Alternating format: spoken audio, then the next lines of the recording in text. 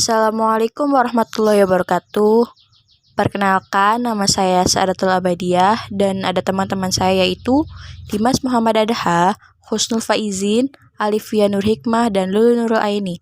Di sini kami akan menjelaskan tentang konsep dasar dan ruang lingkup uang.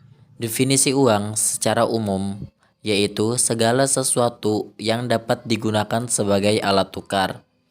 Alat tukar sendiri dalam ekonomi memiliki makna segala sesuatu yang diterima oleh masyarakat secara luas sebagai alat pembayaran dalam proses pertukaran barang dan jasa.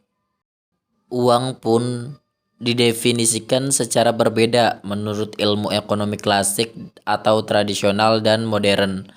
Pada ilmu ekonomi tradisional, uang diartikan sebagai segala macam benda yang dapat dimanfaatkan menjadi alat tukar dengan syarat benda tersebut diterima oleh masyarakat umum di suatu wilayah.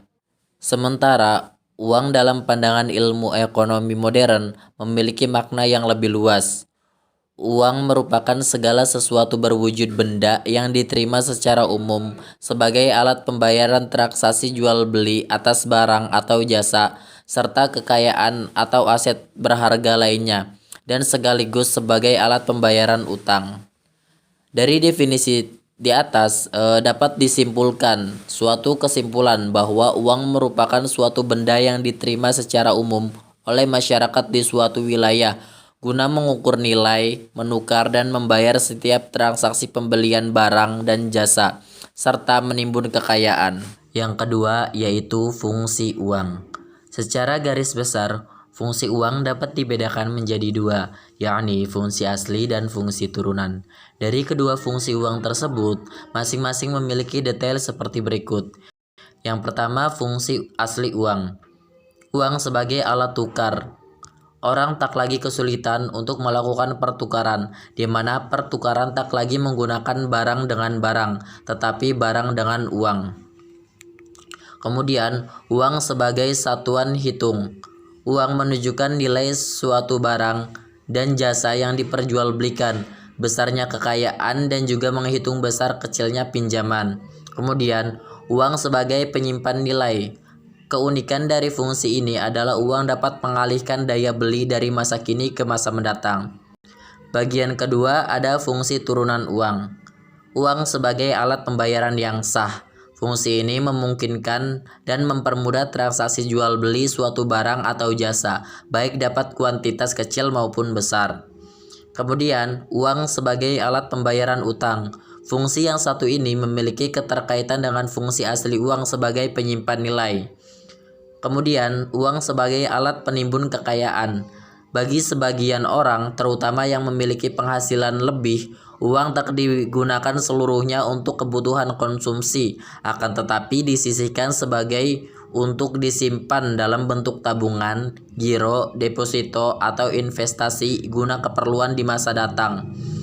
Kemudian, uang sebagai alat pemindah aset. Setiap orang dapat memindahkan aset dari satu tempat ke tempat yang lainnya dengan uang. Kemudian, uang sebagai alat pendorong perekonomian. Perekonomian akan semakin berkembang apabila nilai uang stabil. Bagian yang ketiga ada jenis-jenis uang. Uang memiliki jenis yang beragam tergantung peredarannya dan bahan pembuatannya, yang masing-masing dapat diuraikan sebagai berikut. Yang pertama, berdasarkan peredarannya. A. Uang kartal sebagai uang yang beredar resmi di masyarakat. Uang kartal merupakan alat pembayaran yang sah dan wajib digunakan oleh masyarakat dalam melakukan kegiatan ekonomi sehari-hari. B. Uang girol. Sebagai mana uang kartal, uang girol juga beredar di masyarakat, hanya saja pada kalangan tertentu. Artinya, jenis uang ini tidak wajib digunakan oleh masyarakat untuk melakukan transaksi atau kegiatan ekonomi sehari-hari. Kemudian, berdasarkan bahan pembuatannya, uang logam.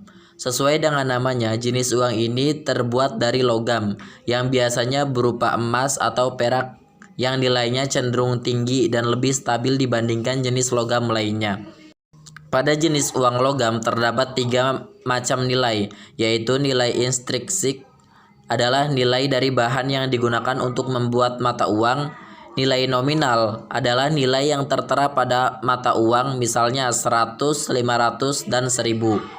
Nilai tukar adalah nilai yang dapat ditukarkan dengan suatu barang. Contohnya, uang 5.000 dapat ditukarkan dengan sebungkus bubur kacang hijau dan uang 10.000 dapat ditukarkan dengan sebungkus nasi sayur.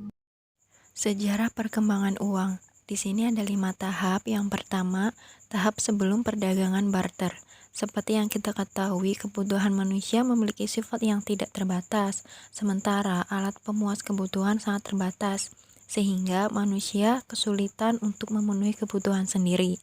Usaha tersebut itu dilakukan antara lain dengan cara berburu, membuat pakaian dengan bahan sederhana, serta mencari buah-buahan untuk konsumsi sendiri.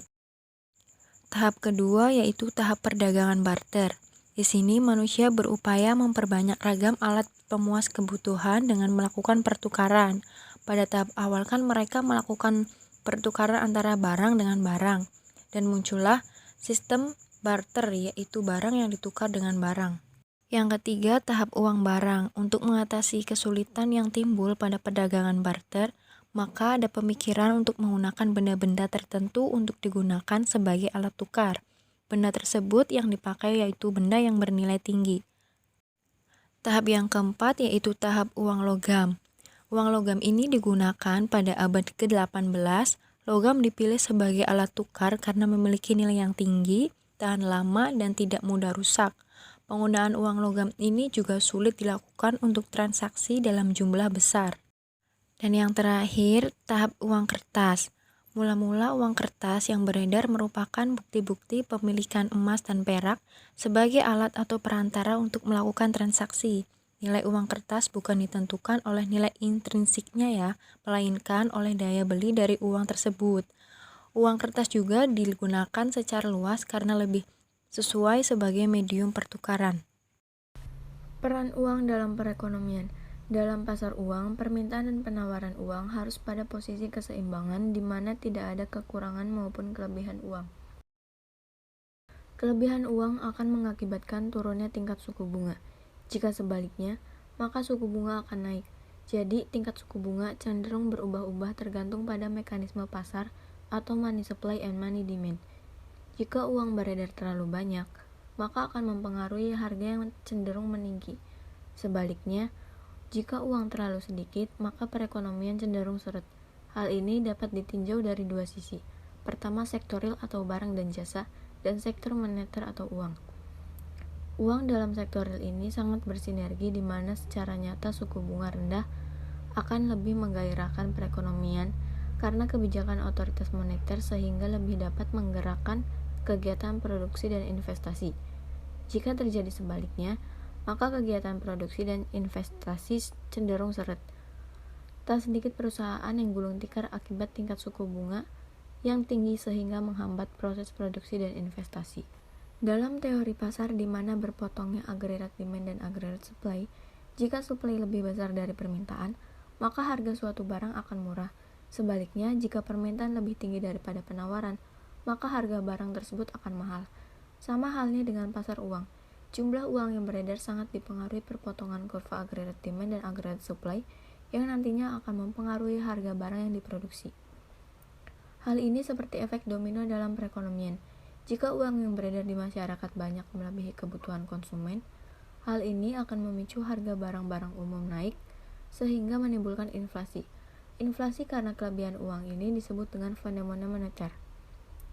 Sedangkan inflasi karena kekakuan perekonomian suatu negara disebut dengan fenomena struktural, di mana dalam perekonomiannya cenderung kaku yang tidak mudah melakukan perubahan mengikuti ekonomi yang sebenarnya terjadi dan yang sebenarnya harus dilakukan.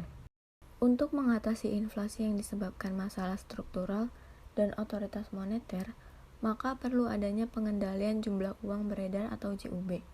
Pengaturan JUB ini merupakan salah satu kerangka kebijakan moneter yang dilakukan oleh otoritas moneter. Hal ini bertujuan untuk menjaga stabilitas nilai uang dan mendorong kegiatan perekonomian. Adapun kebijakan moneter yang diambil ada dua, yaitu ekspansi atau kontraksi, tergantung pada kondisi perekonomian suatu negara. Bank Indonesia dalam menjaga stabilitas harga sesuai dengan Undang-Undang Nomor 23 Tahun 1999 yang dapat dilihat dengan stabilnya BI rate. Meskipun dalam prakteknya amatlah sulit dalam menjaga stabilitas harga, minimal Bank Indonesia dengan otoritasnya dapat melakukan kebijakan ekspansif bagi perekonomian yang lesu, dan sebaliknya, jika negara harga terlalu tinggi, maka BI mengambil kebijakan kontraktif dengan membatasi peredaran uang. BI selalu berusaha menerapkan berbagai kebijakan untuk memastikan mana keputusan yang paling optimal diterapkan di Indonesia dengan otoritas moneternya demi tercapainya stabilitas harga. Keterkaitan uang, siklus usaha, inflasi, dan suku bunga. Hubungan antara inflasi dengan suku bunga. Inflasi sering dikaitkan dengan unsur ekonomi lainnya dalam ekonomi makro. Salah satunya adalah suku bunga. Bunga merupakan biaya yang muncul atas adanya aktivitas meminjamkan uang. Ketika meminjam uang, Anda akan dibebani dengan biaya sewa atas uang yang dipinjam. Anda diwajibkan untuk membayar sewa atau bunga selama jangka waktu pinjaman tersebut berjalan hingga tiba masanya pelunasan. Suku bunga diberlakukan pada pinjaman, sebab itu suku bunga memiliki peran penting dalam industri perbankan. Secara umum, tingkat suku bunga pinjaman ditentukan oleh bank sentral sebagai pemegang otoritas tertinggi pada industri perbankan. Meski demikian, setiap bank secara umum, secara khusus memiliki kewenangan untuk menentukan tingkat suku bunga pinjaman, tetapi tidak boleh lebih dari suku bunga yang telah ditetapkan oleh bank sentral. Inflasi dan suku bunga memiliki korelasi terbalik, di mana ketika inflasi meningkat, suku bunga akan turun. Demikian pula sebaliknya. Ketika suku bunga turun atau rendah, permintaan terhadap pinjaman akan lebih banyak, di mana masyarakat akan memilih untuk meminjam lebih banyak uang daripada menabung. Artinya, semakin banyak uang yang dibelanjakan, sehingga ekonomi tumbuh dan tingkat inflasi mengalami kenaikan. Sebaliknya, ketika suku bunga naik, permintaan terhadap pinjaman menurun, karena masyarakat lebih memilih untuk menabung sebab tingkat pengembalian dari tabungan lebih tinggi. Hal ini secara lebih lanjut akan berimbas pada lebih sedikitnya jumlah uang yang dibelanjakan, sehingga berakibat pada melambatnya perekonomian dan inflasi menurun. Semoga videonya bermanfaat. Terima kasih yang sudah mendengarkan dan melihat video ini. Kurang lebihnya mohon maaf. Wabillahi taufiq wal hidayah. Wassalamualaikum warahmatullahi wabarakatuh.